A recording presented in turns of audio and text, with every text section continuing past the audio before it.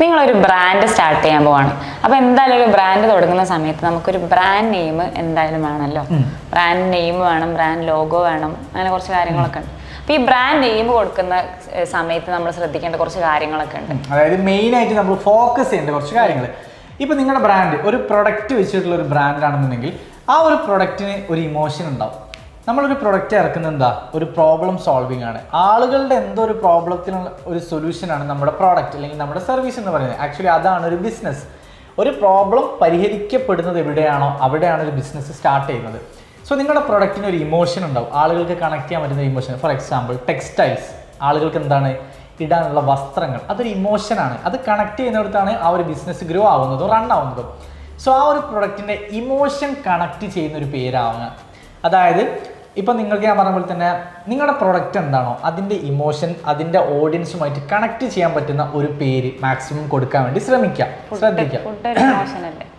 Food ഇപ്പോൾ KFC, ആ പേരിൽ തന്നെ എന്താ ഫ്രൈഡ് ചിക്കൻ, അത് ആ പ്രൊഡക്റ്റ് അതാണ്.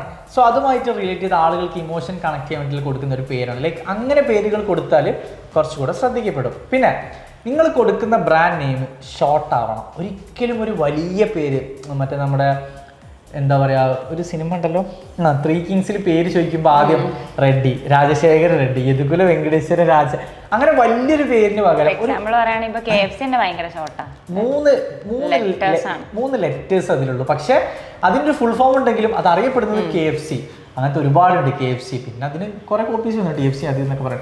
സോ മാക്സിമം ഷോർട്ട് വേർഡ്സ് കൊടുക്കുക. ഇപ്പം നൈക്ക്, അഡിഡാസ്, പ്യൂമ, ഇതൊക്കെ എന്ന് പറഞ്ഞാൽ ഒറ്റ വേർഡാണ്. സോ അങ്ങനെ കൊടുക്കുമ്പോൾ ആളുകൾ ഓർത്തിരിക്കും, ശ്രദ്ധിക്കും. പിന്നീട് ആ ഒരു പേര് എവിടെ കണ്ടാലും ഇത് ആ ഒരു ബ്രാൻഡ് അല്ലേ, ആ ഒരു ചിന്ത വരും. സോ അതൊക്കെ മാക്സിമം ശ്രദ്ധിക്കുക. പിന്നെ എന്താണെന്ന് വെച്ച് കഴിഞ്ഞാൽ ഏതൊരു ബ്രാൻഡാണെങ്കിലും ബ്രാൻഡ് നെയിം എന്ന് പറയുന്നത് ആ ഒരു ബ്രാൻഡിൻ്റെ ഐഡൻറ്റിറ്റിയാണ്. ആളുകൾ നിങ്ങളുടെ ബ്രാൻഡിനെ അറിയാം ആ ഒരു പേര് വെച്ചിട്ടാണ്. സോ ആ ഒരു പേരെന്ന് പറയുന്നത് നിങ്ങൾ അത്രയും റിസർച്ചൊക്കെ നടത്തി അതിൻ്റെ കാര്യങ്ങളൊക്കെ അന്വേഷിച്ച് വേണം നിങ്ങൾ ആ പേര് കൊടുക്കാൻ. സോ ഒരു ബ്രാൻഡ് നെയിം നിങ്ങൾ ചൂസ് ചെയ്യുമ്പോൾ എന്തായാലും നിങ്ങളൊരു റിസർച്ച് നടത്തും.